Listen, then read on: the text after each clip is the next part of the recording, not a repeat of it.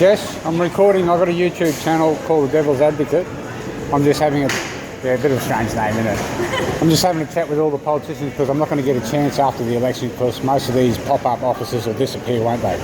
I do. This is probably my 15th one here in the last 2 years, and that's this location alone. Are you an acting member of Parliament? I'm a member of Parliament, yes. Okay, I've probably done about 50 mobile offices. I do them at least once a month. I like doing them, especially during COVID, because I can't door knock, so this is the best way I have to communicate with people. Okay, so you're state, aren't you? Yeah. Okay, so where's Dick? Well... Milton Dick. Did say he was going to be here as well. Yeah, he'll be here very shortly. He may be in the bathroom, but I can't say for certain. Okay, because he, last time I went to Red Bank, I think it is, him and Lance, very uncooperative. They didn't like it at all. Because what I did is I came up and asked them first if I could video, and I had a chat with them first, and then I went, look, you know, every time these politicians say go to the office and make an appointment, and I've done that, believe me, I've done that a dozen times, if not more, I never hear from you again. So I figured the best way to do it is just to walk up and start the conversation. I've informed you I'm recording, so the way I see it, just my point of view, like you're a public official and you're in a public arena. You shouldn't fear what you are going to say because it's usually going to come from the heart, isn't it? That's all very well and good in theory. I do a lot of interviews. I normally do them like pre-organised to get a bit of an idea of what people want to talk about, just so I can be a bit prepared, that's all. Yeah, I like a bit of spontaneity. That's nice. There's some of the topics that, you know, like there's quite a number of topics. These are just a shorthand, so like say the one where it says, let me put my glasses on. Thorium molten salt reactors. I've got a very strong opinion on that. Are you for or against thorium? I've got no problem with thorium in theory, but it needs, there's a lot of work still to be done with science on that one, I'm afraid. Well, I wouldn't say much about saying a lot. I tell you what, I have a lot more free time in November. Would you be happy to do a catch-up then? Well, this is more spontaneity, because I like spontaneity. And I don't want... I've actually went and saw a bloke over at Redcliffe. I think his name... I can't remember his name. He's just over the bridge. Liberal... Ted Smout Bridge? Sorry, the Redcliffe Bridge. The Ted Smout Bridge. That's what it's called. Is it? Okay, well, I usually ignore that sort of thing. But he's Liberal. And I went in there and asked him for an interview, and he asked his secretary. He couldn't find my page at first because there's not that many. When you type in The Devil's Advocate, it usually comes that Keanu Reeves movie. It's a very good. If you own that, then I'm very impressed that you managed to get that domain name. That's rad. It's not a web page. It's just a YouTube channel. Ah, if I Google you, will I find you? Well, if you Google What's YouTube, your name? The Devil's Advocate. Yeah, but what's your name? Ross Pittman. Ross. See, I'm a firm believer in philosophy. I certainly believe that the truth doesn't fear any sort of scrutiny. Ross versus Ross? No, that's not you. And it doesn't have long-winded answers. So it may take a little while to explain lies when you're using the truth. The way people So you reckon that lies are always quicker than the truth, do you? Well, it's actually been put down. It's actually been put down that Lincoln, I think it was Lincoln, it might have been Mark Twain, but it's on common knowledge that Mark Twain was supposed to have said it, but I googled it and they can't lay credit to it. That it's easier to fool people than to explain to them that they've been fooled. Okay. And I've actually, in my experience, I've actually found that quite correct. Right. It's easy to fool people, and then it takes a lot to explain them that they've just been tricked. Yeah. Especially if they don't want to understand that they've been tricked. Yeah. It's like watching mainstream media. When you understand mainstream media, they all follow the same narrative. Sorry, got some interesting topics here. Would you like to pick one?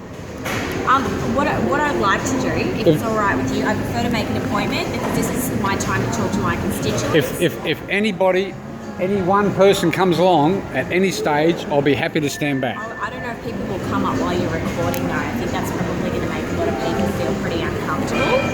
So maybe, but I'm out for the truth. And if sometimes you might have to offend, like as Jordan Peterson says, if you're after the truth, sometimes you might have to risk offending someone to find the truth. And I don't mind if you inevitably offend me, but I am here right now to talk to my constituents, and I've set up this mobile office so I can do that. So, I'm very happy to talk to anybody who makes an appointment with me. My policy is always that I do that. I don't think I've turned down an interview yet, whether it's with a blogger or whatever. But I do think that it's fair enough if I do so at a time that we set up, rather than when I'm supposed to be talking to and available to talk to constituents. So, see, I actually live itinerantly, and it's difficult for me to sometimes make appointments. Right. And apart from that, I live in a 40-foot bus. It's very hard to get parking somewhere at some time at some places. Right. So to come here, I had to get here an hour ago just to search for a parking spot. Luckily, I found one easy because it's a very backwash sort of suburb. But it's Plenty of parking at the back of our office too. for a 40-foot bus. Yes, absolutely. Is there? Yep. We parked a trailer there this morning. Is there a PowerPoint and a hose there? Not sure about that. No, I'm joking. They're the only things I need for Yeah. to travel. So you're a grey nomad without the grey, is that right? I've got grey. Can't you see the grey? I was trying to be polite, sir. I'm not here to be polite. I'm here to sort of put people on the spot to get their reactions. Right. You've actually handled this the best that I've seen anyone handle it before. Even Trevor Evans is very reluctant to. He does the same thing. Oh, make an appointment. See, I don't want to make an appointment. Where's the spontaneity? It's like I was getting around to telling you about that member of Parliament, federal member of Parliament who lives at Redcliffe. He not only wanted to know the topics, he wanted to know what questions I wanted to ask. Right. And I've just thought to myself, well, I might as well be in communist China. That's too controlled, isn't it? I would say it's communist China level, but It's probably more though, Jess obviously knows a lot about a lot of things, but there are sometimes some really specific topics that I'm sure you've got on that list that she might not know anything about, and that's sort of the point. I suspect I'm one of the few people who knows anything about thorium reactors, and that's because I'm on that committee. But again, some of those things, Or even if we went through these and you gave me a quick yes, no, or I don't understand, or I'm not aware of that type of scenario. Yeah, I'm happy to do that, but I've seen people walking by and they're not happy to stop because they can see that I'm being recorded, and they obviously feel uncomfortable about that. Tell you what I'll do is I'll disappear for a little while, because you're going to be here for 3 hours, aren't you? I'm going to be here, yes, for a fair while. Yeah. Okay. Well, I'm not going to be here for 3 hours anymore because I've already been here for over half an hour. So. All right. So you're going to be here for another 2.5 hours, thereabouts. Thereabouts. So I'll disappear for a while and let your constituents come up and talk to you, and then I'll come in and do a flash hit with you. Well, as I said, what I'd really like to do, I'm happy to make an appointment. I feel like that's the kind of correct format for a situation like this, so that I can actually do it properly and, talk with you about these things. And I'm happy to decide like 20 minutes, half an hour. And that's where I want to break the mold. I don't want to go by the normal format. I want to try to break the mold, because the normal format of the two-party political system that we've had for the last 80 years, I think is broken. It's been corrupted and corroded from the inside, and I think it needs a massive change. Okay. Yeah. That's your opinion. Okay, that's my opinion. You don't agree with it? You don't disagree with it? Well, no, that's like you've just given me your opinion, and you say that the two-party system, I don't think we have a two-party system in the sense that the Parliament has like 5 different parties represented plus a number of independents. But it always seems to be Labor or Liberal in control. We've also had minority government, so I would argue that would mean that you're not in control when you're negotiating with minority parties. So Labor and Liberal have always got the majority of seats in Parliament, though. Yes, that's correct, so far. Right. Yeah. So that's sort of what I'm saying. I'm thinking we need to get away from that controlled two-party system. Okay. There's a number of different theories that I've got, and this is not just my opinion. These are being a nomad, I get to talk to a lot of people. Yeah. And I'm basically reflecting their opinions also. I mean, I might add or embellish or take away a little bit of their opinion, mostly probably some of the harsh language they use. But it's basically just a reflection of the public is what I'm trying to give to you.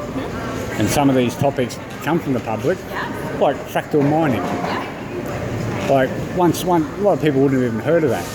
But once you Google it and you see how many fractal mines there are around Australia, and I'm talking tens of thousands, and when you've done the research on the pollution and the contamination and the poison that they release into some of the water reservoirs, that's a big issue.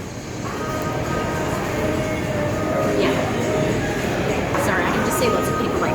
All right, I'll let you go. Catch you later. All right. Can I give you my number, sir? How do you pronounce your last name? How do you think you pronounce it? That's all right. I won't make you do that. It's Pugh. Pugh. Just like Pugh, but with a P, as my grandmother would say. So that's my phone number down there. I'm happy to meet with you and have a chat with you about some of the topics on there. Some I probably won't have a very strong opinion on because they don't affect my electorate, or I haven't done any research on them. Well, they affect Australia, and you're an Australian politician. Yes. So you've got to get away from that, my electorate. You're Australian.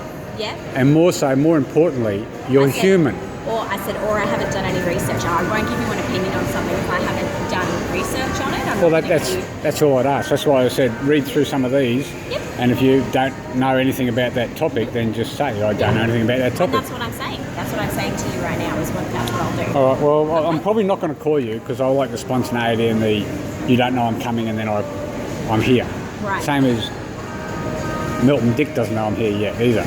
So if I see him, I'll be coming up and engaging him, because I don't like to use the word attack or any aggressive words like that. I like the word engage.